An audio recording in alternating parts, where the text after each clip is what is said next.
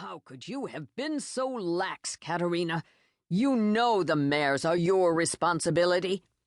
Father, she said, laying her hand gently on his shoulder, don't be angry with me. I'll search them out and bring both of them home. As you said, the mares are my responsibility. The boy is not capable of making a decision concerning Wildflower. He has the mind of a 10-year-old child, her father shouted furiously, his black eyes snapping.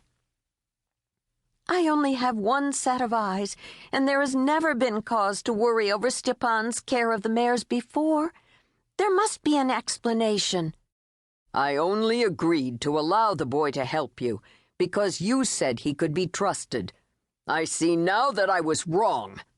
Katerina listened to her father's harsh tones and felt bewildered. He had never spoken to her in such a manner. Eyes downcast, she knew she had failed him. Her large amber eyes widened in shock, and her body felt numb with the realization. I'll bring them back. There's nothing you can do now. Don't act as foolish as the boy. Where will you go? Where will you look for them? You just returned from the outdoor stables. Didn't you feel the wind and snow? Women, he spat venomously. Katerina stared into her father's eyes, her back stiffening at what she read. And while you're blaming me, ask yourself where Mikhailo was, she defended herself. Women are only as foolish as men allow them to be. The large eyes were pinpoints of flame, threatening to burst into a raging bonfire. Her cheeks were flushed with anger as she retied the hood of her cape securely. Since the mares are my responsibility, she said coldly, I'll find the boy and the horse and bring them both back. Fool! How long do you think you can survive in that blizzard?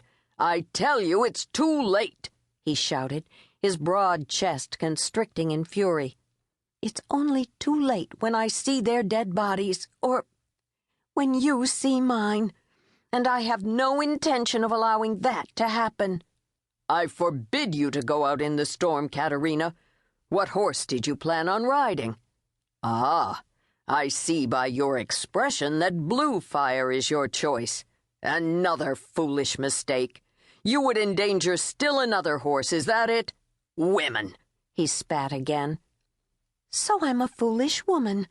At least I'll try, which is more than I can say for you and the other men. How do you know it's too late?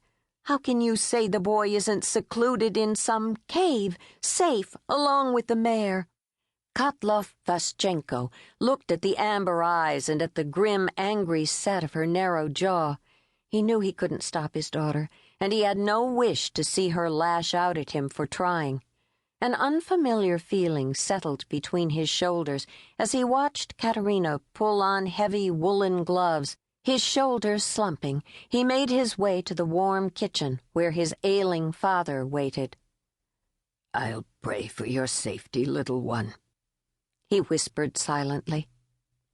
Katerina placed a heavy blanket over the gelding, Whitefire, and she was ready to go. Was the snow falling faster, or was she so petrified she couldn't see straight?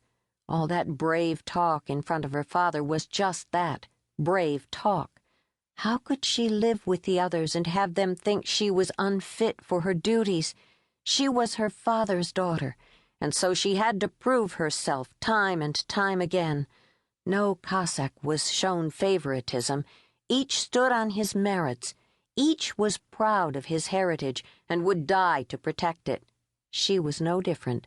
She would find the mare or die trying.